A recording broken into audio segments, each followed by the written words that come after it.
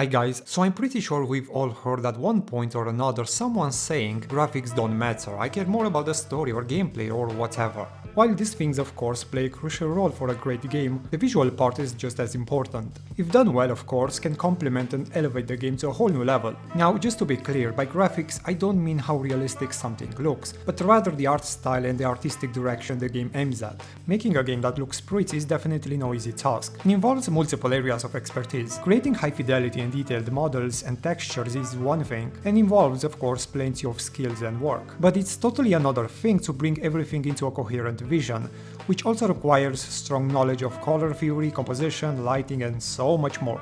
Until this point on this channel, I focused more on dissecting various gameplay mechanics and systems. However, I think it's time to change things a bit and bring the topic of this video a bit closer to my area of expertise, which is, well, art and design. As someone who worked in the past as a concept and environment artist, 2D and 3D for various indie studios until I went freelancing, the visual side of games has always fascinated me. That's why when I see a great or even a bad looking game, I just like dissecting them, see what went well and wrong at the same time. Actually, I did learn a lot by simply studying games in this way. So I thought it could be interesting to look at a few games which I think have multiple issues on the visual department. Needless to say, that's my opinion as someone who likes doing that. Feel completely free to agree or disagree.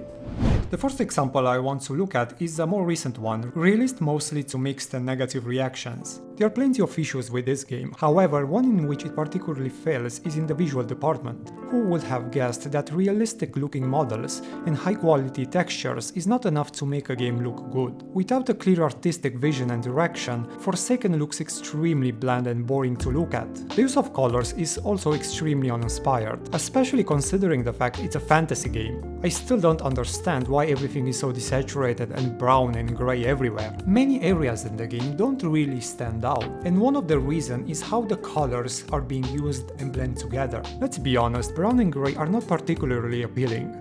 I want to rectify things a bit. Grey and brown can be interesting colors, but highly depends on what shades and tone of those colors are being used, but also how you pair them with other colors. You can clearly see from these pictures what I mean. Unfortunately, in Forspoken everything is very muted, well, for the most part. But even when the game leans into other colors, with more shades of green and blue, the use of these colors is pretty bad. Take this section of the game where you have this weird fluorescent green sky mixed with a browny haze. There are other areas which are a bit more colorful at the very least, but I can't really say they look much better either. In this area they use lots of shades of pink and red and brown, but without any complementary colors. Moreover, the volumetric lighting and fog are too abundant to the point the entire scene appears washed out and hazy. Now don't get me wrong, it's not the case that all areas need complementary colors. Some games manage to look great without that. For example, Journey has locations dominated by shades of yellow, orange, with hints of grey, and yet it works very well. First of all, the game has a minimalistic and stylized art direction. Shapes are simple and easy to read, also containing somewhat hand-painted textures. So let's make a quick color correction to some of these scenes and see how it can be improved.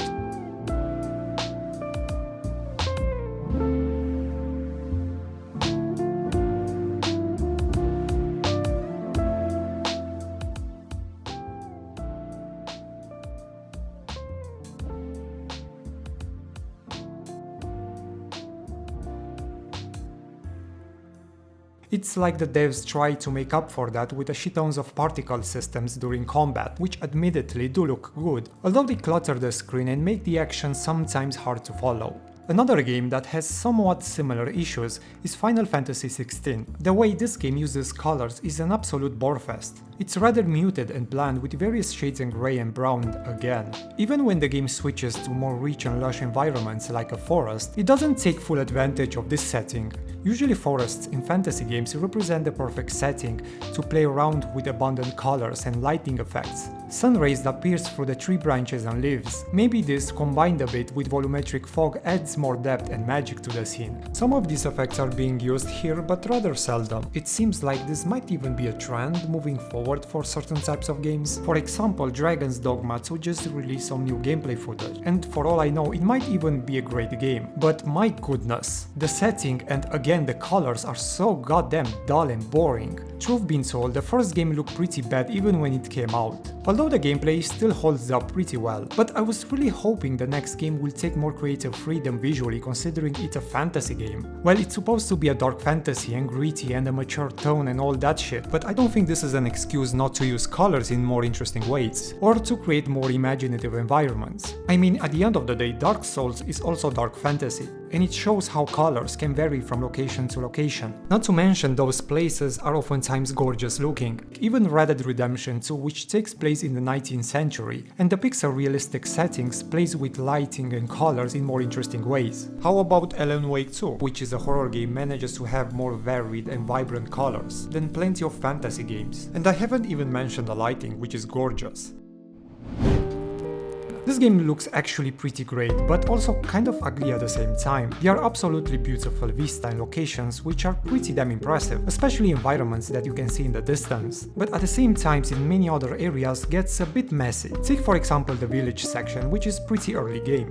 The problem here is how many objects blend into each other and are pretty hard to read. I think this comes from the overly detailed and busy textures applied to them. There's also the lighting, which does look good in the distance, but close up not so much. Oftentimes the scene being washed up in this red haze. I think it's interesting to make a comparison with another game that has a village area, except I think looks much better. Dark Souls 3. Here shapes and objects are much easier to read and distinguish from each other. Fog is used here a lot, but mostly to add depth. If we make a side-by-side comparison, we can clearly see a difference. Probably the word that describes the best Lords of the Fallen visuals is inconsistent. On one hand, they are definitely great looking areas. I guess my favorite has to be the snowy frozen land, but unfortunately plenty of others have a very washed up and muddy appearance. So yeah, a lot of artistry is required in order to make a game look good. That goes way beyond Unreal 5.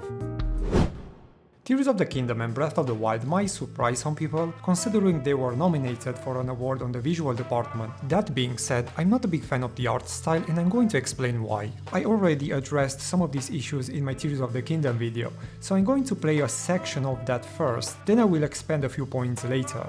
Now, I know some people throw the outdated label at the game, and it's definitely true to an extent, especially when considering the same standards one would hold one developer don't apply to others. Anyway, the problem I have with Breath of the Wild and Tears of the Kingdom visuals has nothing to do with the outdated part, but rather with the art style, which I really don't like that much. From the distance, both games can look rather pretty. Right after Link wakes up and steps outside, the view you get is pretty awe-inspiring and good looking. The use of green, blue and purple contrasted with some orange and yellow tint of the sky can make the scenery rather magical and beautiful. However, the issue begins right after the camera starts zooming in and you get a clear picture of the game. First of all, you may have noticed a gap between the character shading and the environment. For Link as well as for every single NPC is used a cel shading effect that gives it quite a distinct and cartoonish look. Now this is nothing new for Zelda games. The Wind Waker uses a similar art style to render its characters, while for the rest of the world has a clear hand-painted texture which makes them more aligned despite the different art style used for each other.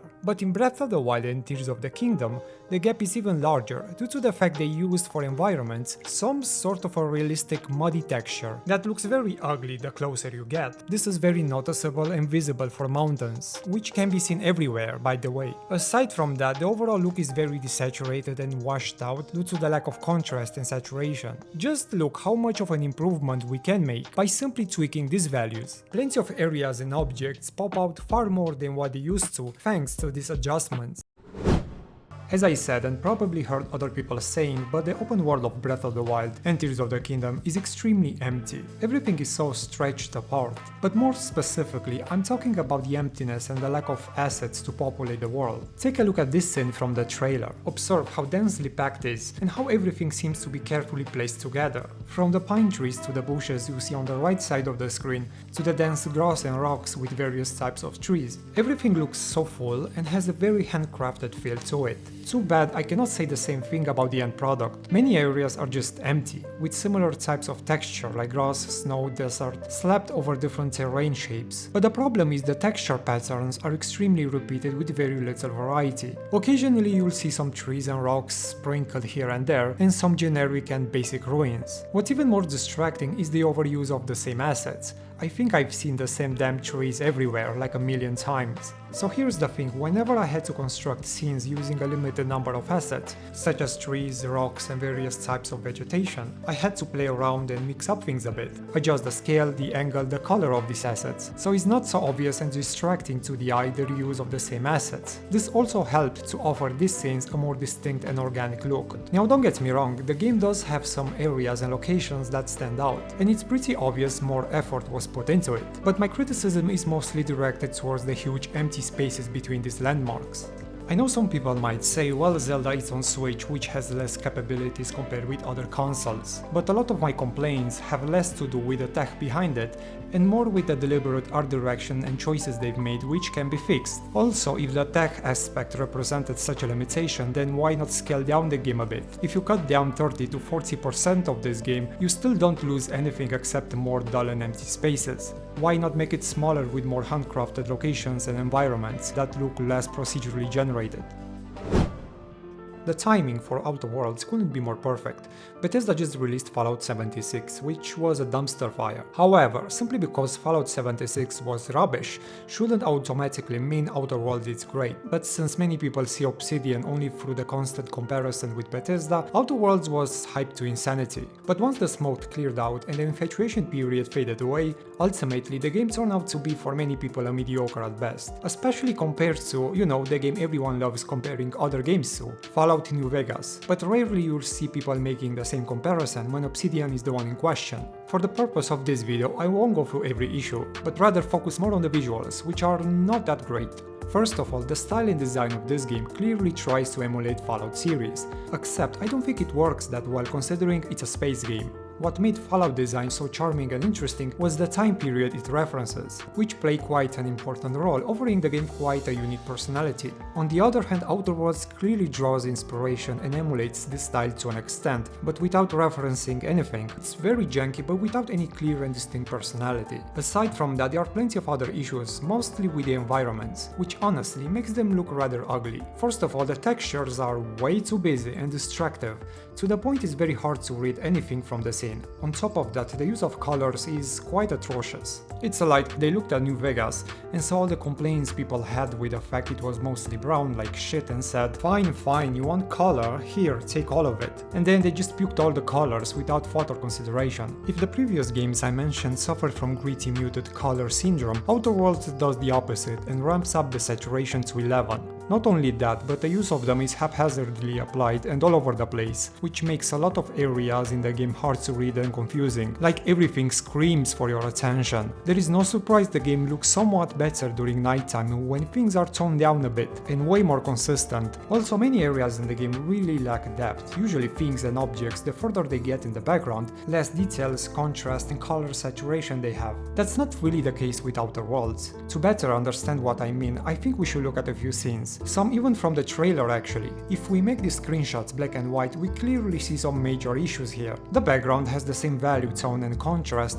as the midground and background. Hell, you can barely even read the main character, which is right there in front of us. So let's make an attempt by fixing the values and tone and contrast of these images. So this is the original version and this is mine, which makes quite a difference. I hope you understand better what's the problem here. So to sum things up, the clutter of many areas combined with busy textures, coupled with a messy color scheme and lack of depth, makes Outer Worlds, dare I say, a rather ugly game.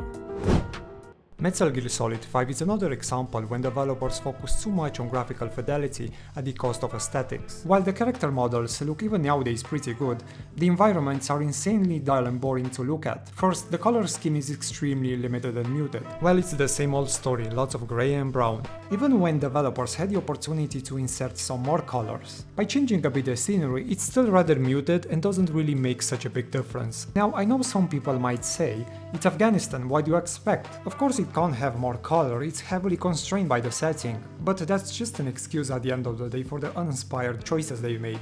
After all, isn't the job of an artist to overcome these types of limitations and constraints? To prove this, in 2015 another game was released, which had plenty of constraints and could have easily relied on these excuses. The game in question is Mad Max, another game that takes place in a very deserted and barren land. However, unlike Metal Gear Solid 5, they managed to overcome this by making the game really good to look at. So the very first thing they did was acknowledging these limitations, and then they focused on other areas which can be improved. For example, the skyboxes are extremely pretty looking, which compensates for the staleness and limitation they had on the ground level. Dust and thunderstorms also managed to add more variety as well, and combined with the sky I mentioned before, transforms the games into something quite spectacular even 8 years later. Oh, I forgot to mention, Mad Max has also a more varied and vibrant color palette. But hey, at least in Metal Gear Solid 5 the horse is shitting. Yeah, I forgot to add that in case you want to see more brown. The lack of creative freedom in the visual department is so weird to me, mainly because the game can be quite wacky, silly and over the top sometimes, which kind of flies in the face of "it's supposed to be realistic bro" argument.